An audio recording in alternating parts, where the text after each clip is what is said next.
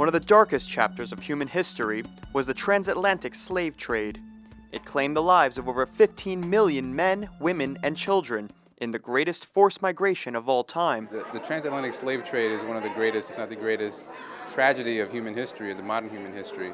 It is very important to bring light to the slavery, to this tragedy that happened over a period of 400 years. Each year, the United Nations commemorates its victims, drawing attention to the forgotten lives. A new permanent memorial, designed by Haitian-descended architect Rodney Leon, will encapsulate the legacy of the slave trade when built later this year on UN grounds, forever reminding the international community of its history. By being placed on the United Nations Plaza, the center of kind of like a global community. And people that are going to be passing through and passing by that plaza, especially the visitors, are going to have an opportunity to acknowledge and pay their respects to the people that died during the transatlantic slave trade and acknowledge those people that are suffering currently in modern day slavery. But honoring the history of slavery is only part of the day's intention.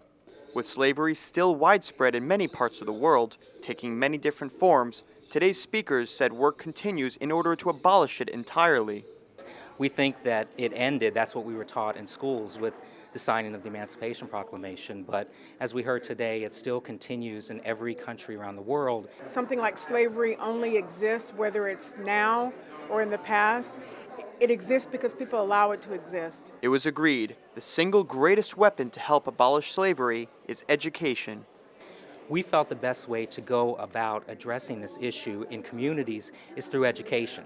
So we believe that if we can go into communities with a human trafficking prevention education curriculum, we can get right to the heart of this issue and teach young people about the history of slavery in this country, how the abolitionists went about abolishing it, and then transition and talk about this modern day human rights issue and empower young people to affect change in their own communities. I think that it's possible that we have slavery today because unfortunately we didn't learn from the past.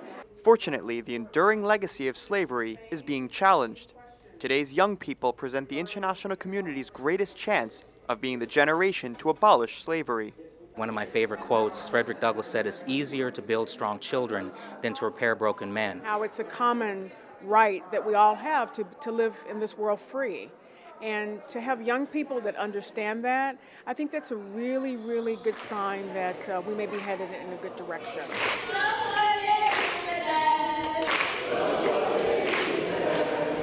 Armed with tenacity and education, today's youth eagerly look to a future where slavery is confined to history. For South-South News, Brendan Pastor at the United Nations.